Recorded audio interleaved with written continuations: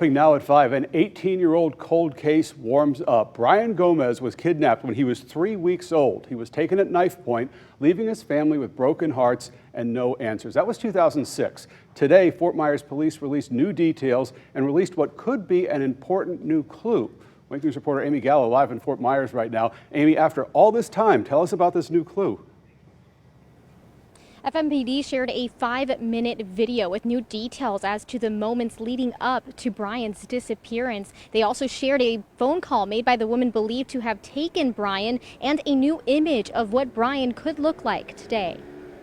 Take a look at your screen. Do any of these faces ring a bell? We don't suspect that it will be a portrait. We obviously hope that it comes close, and we hope that it casts a wide net for his case and that the right person will see it. They're all images of Brian Dos Santos Gomez. He was only 3 to 4 weeks old when he was taken from his mother at knife point. We believe he's alive. He's out there. If we get one lead from this presentation, then it was all worthwhile. On Tuesday, the Fort Myers Police Department announced they're renewing their efforts in the case, releasing this updated image. If baby Brian is out there, he may look at that and say, this could be me. Colin McNally is the supervising forensic artist at the National Center for Missing and Exploited Children.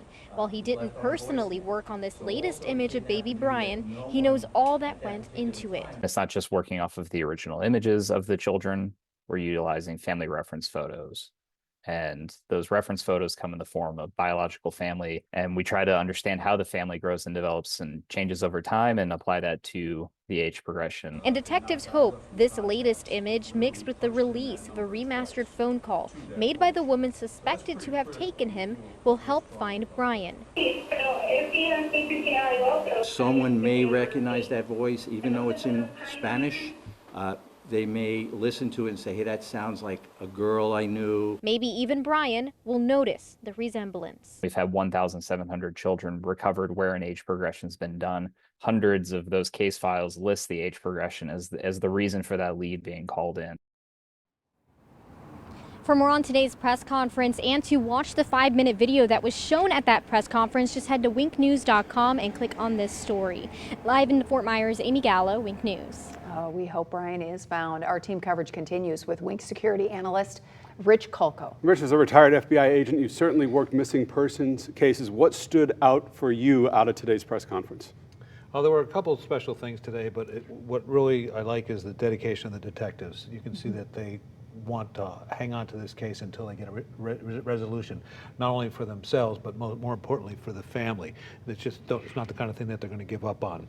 But today I got to listen to the facts about some of the phone calls, what the mother getting into the car. We learned some new information. You know, it just sounded like there's a possibility the kidnapper may have had some familiarity with the mom. An important statistic, according to the National Center for Missing and Exploited Children, there's over 500,000 kids were reported missing back in 2023. Of that number, somewhere between only 100 and about 350 are what's called, complete stranger abductions. Right. We get nervous about this, seeing this on TV all the time, or hearing in the news that your kids are kidnapped.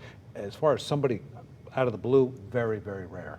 So for people who were here when this case first broke, it just seems like it's such a long time ago. What comes next now?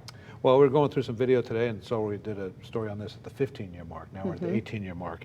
And today they had the new picture, some new audio, some new details. And what they're going to do is they're probably going to go into that file. They want to interview everybody they interviewed before. They're going to bring in some new police eyes to look at that old evidence again. And they're going to have that push for media coverage today, which hopefully will bring out some leads. And we know that they're going to use a DNA, will be something that they want to try and use.